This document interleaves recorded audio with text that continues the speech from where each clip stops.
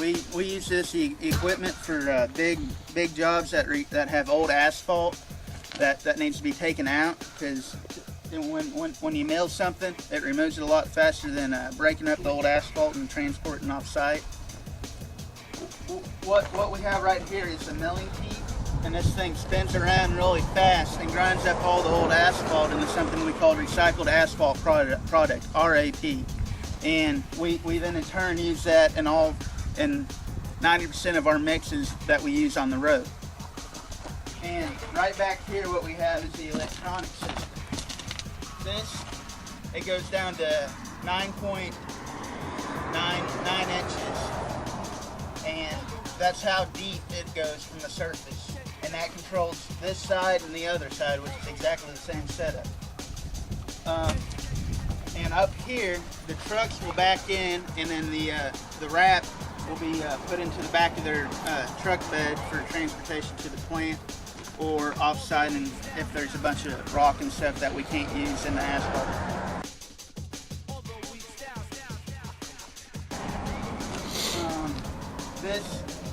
The most recent job that this has been used on was out there at the airfield, and we used it to tear up all the old asphalt so that Emery Saps and Sons could build a new concrete pad out there for a tarmac. That's about all I got. All right, so we're here at Willard's Asphalt.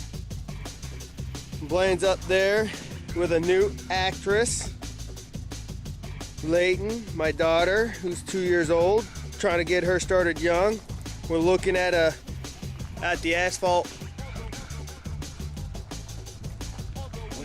paver.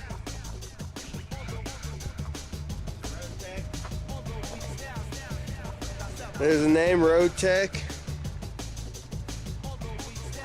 Here in a couple minutes, we'll get more of a description and a better understanding of how the paver actually works.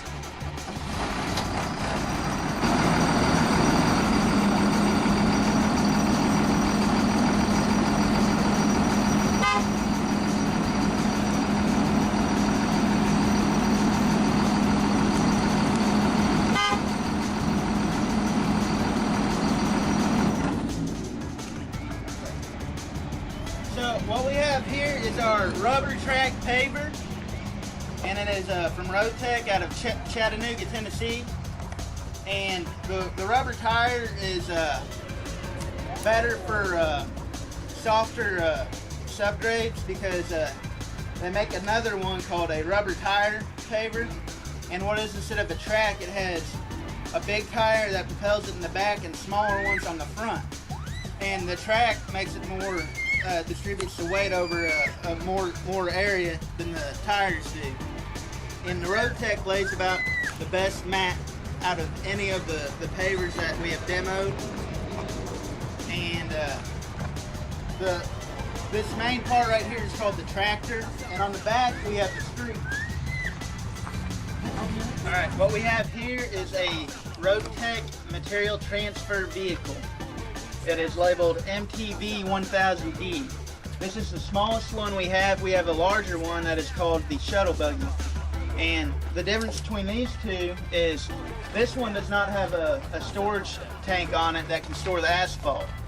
The other one we have, the big one, it can store up to about, I think, 15 tons of asphalt inside of it.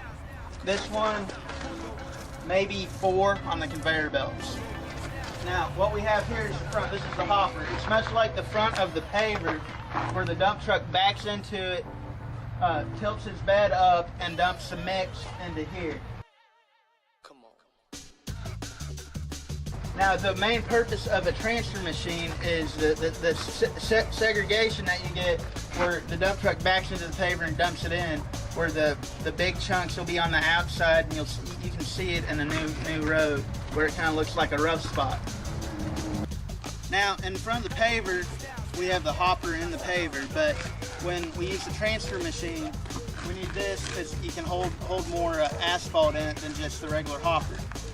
Now, what'll happen, like that big tarp will go over this, so now the asphalt gets outside of it, and it'll dump in there until it is full. Then the transfer machine operator will cut conveyor conveyor 2 or 3 depending on which vehicle he's operating off, so that you don't have any asphalt spill out the top of this. Now what we have here is a HOM HD14. This is a roller that we use primarily on asphalt work, and it is a combo. That means that there's rubber tires in the back, steel in the front. Now the purpose of this is like on the surface road, it makes for a smoother ride than using both steel drums. And it has 2 functions, static and vibratory. Static is what we call when it's just rolling without any sudden impacts on the drum on the front. Now the vibratory, there's a little switch underneath the forward and reverse control, and what it does, it vibrates the front drum and compacts the asphalt, because on most jobs we have to have between 90 and 95 compaction rating before it will pass. Okay, this is what we call an oil distributor truck, and it will hold about 2,000 gallons of oil, either prime, which is what we use on base rock, or tack oil, which we use on top of existing asphalt. Now this one is our oldest one by far. It's an 89 model, but it works just the same as a new one does. Now in the back here we have spray bars. These will fold down to get a greater length of oil out. They're on each side and they are controlled from within on a control panel. And right here, in case there's curb or other stuff that you don't want to get the oil on, because they will not come off. Go. This is what we call the spray bar. The guy that operates the oil truck will take this out for tight corners for precision oil. Now the back, what happens a lot of the times if the guy isn't paying attention, he will get oil all over the place. And it is a mess to clean up, and that's just the safest way to operate the oil distributor truck. Alright, this is our case skid steer with the milling attachment on the front. Now what this is for is when we're paving where there's asphalt on each side, and it's what we call a header, and this thing will mill down and give you a flush ride over it. Now if you've noticed the state work, what happens, they don't mill at all, so they just lay on top of the asphalt and you'll feel that bump. Well, with this you won't feel a bump. It'll be a clean ride over it. And what this thing does, it's like the big mill, only it's a lot smaller and more precision. Alright, we're out here on Tower Road, and what it is, it was a special road project that was gave to the city to the city.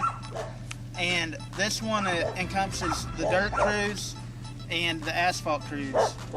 Now what the asphalt crew does, there are about 9 people on there. Normally 1 or 2 people that shovel, 1 or 2 people that rake, which those kind of go back and forth. A lot of the people that shovel rake also.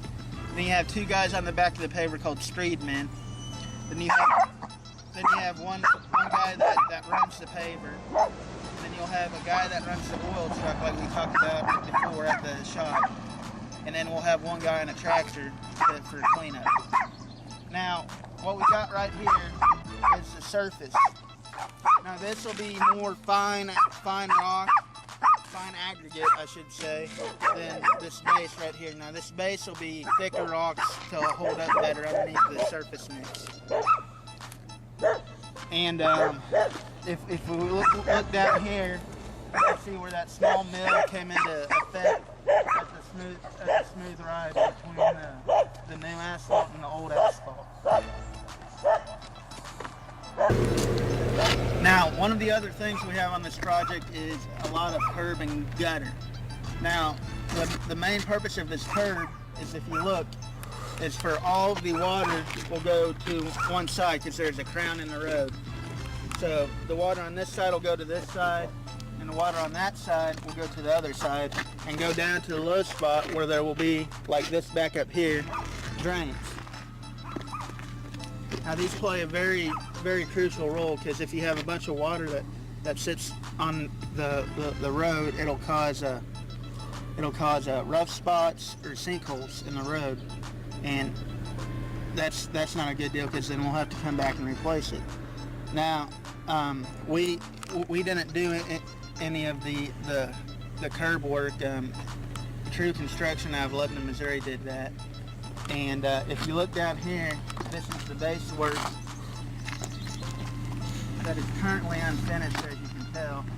Now what'll happen is the dirt crew will come here with traverses and make sure everything is to grade, and we'll grade everything up with bulldozers, motor graders, and then they'll bring water trucks in and not necessarily soak the road, but get a good moisture down, and then we'll bring our heavy compaction rollers in and get it to about 92% or so of compaction, and then it'll be good for us to lay asphalt. And then after the dirt crew gets done with this, that oil truck or oil distributor truck like we saw earlier, what it'll do, it'll come here and spray an even coat of oil all over this, so the asphalt has something to bond to the rock to. And then after the base course is laid, that other type of oil, tack oil, will be sprayed on top of the existing asphalt so that the surface mix has something to bond to the base mix.